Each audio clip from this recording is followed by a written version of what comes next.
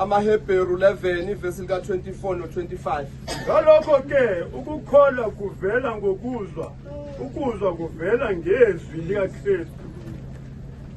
Hebrew 11 verse 24 and 25. Verse 24 and 25. Ngokukholwa uMose esekhulile wala ukubizwa ngokuthi indodana yendodakazi kaFaro. Verse 25. Kunalokho wakhetha ukuphathwa kabi kanye nabantu bakaNkulunkulu kunokuba athokoze isikhashana esonweni. Ngiyabingelela abazalwane abaholi bonke ibandla lonke umndeni. Amen. Amen. Ngifuna nje ngoba ukukhulumeka kabuhlungu masime kanje bazalwane. Kodwa nje lithi izwi lenkosi ngalokho ukukholwa kuvela ngokuzwa izwi likaThixo. Lithi ke iBhayibheli uMose esekhulile. Hayi ntshangase. Lithi uMose esekhulile. Ngoba kukholwane kuyakhulwa abazalwane. Awulokhu isishosha kuyakhulwa.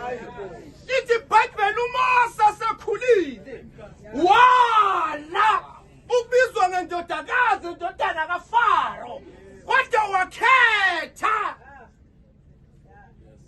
Manje ngifuna ukuthi bazalwane kuyakhethwa. Kufika isikhathi lapho ukhetha khona.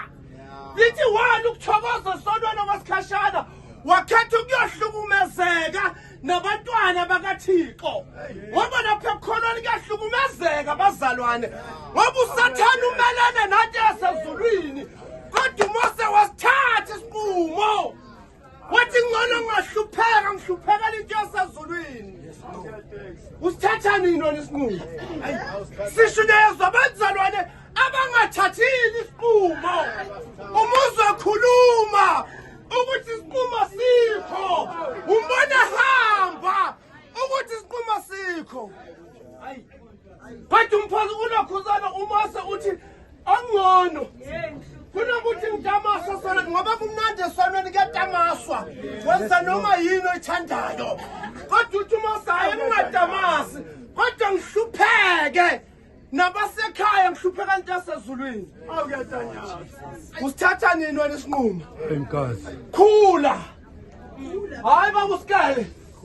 Khula. Hayi kuyakhulwa.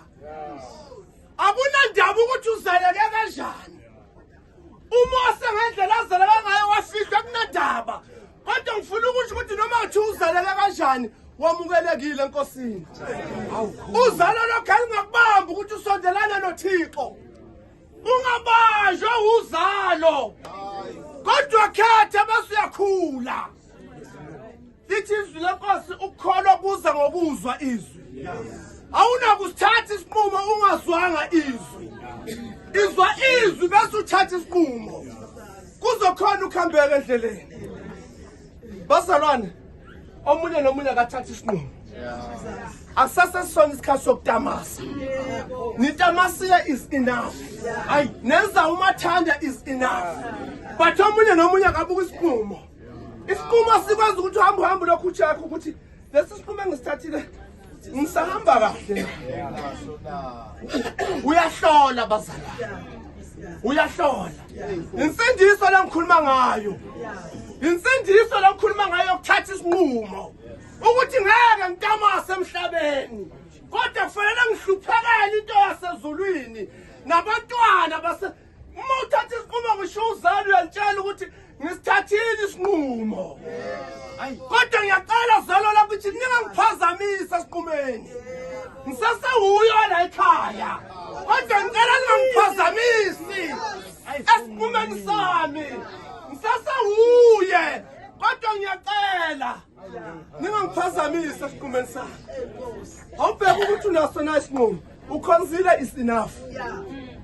Ukuthi mama Ndlovu na 20 years ula kusho ukuthi usithathile isinqumo.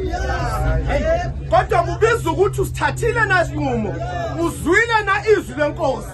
Wakholwa yilo. Wafa awangabe usafa ukufa walala. Akahambe kahle umkhulu Dube besithokozile ngaye. Sekufika isikhathi. Ngiyathanda abazalwane uma bethi asinankinga ngokufa. inkinga nje yethu ukuthi ukuhlukana kubuhlungu sihlukane nomkhulu elokhu egadla zancane ngoba bekamude phela lokho eshona phansi kancane bekade kumnandi sithakalale kahle kodwa nje ngifuna ukusho njalo ukuthi yekela ukutamasa kwesikhashana esonweni kodwa khetha ukuyihluphekela into yasezulwini uthi into ephilayo naye ngifuna ukuyihluphekela nabazalwane. Babongcwele yise wenkosi yethu Jesu sibongile ukukhuluma kwakho ungafani nokukhuluma kwabantu. uNkulunkulu wethu namandla usahlulele kahle sizwile uNkulunkulu wethu siyasithatha isinqumo uNkulunkulu wethu siyalithatha uhambo lusha uNkulunkulu namandla onke siyobekezela endleleni uNkulunkulu wethu namandla gcwalisela inceke yakho uNkulunkulu wethu okhulume ngayo namhlanje uNkulunkulu namandla onke we give you honor and glory in Jesus mighty name amen. Bazalwane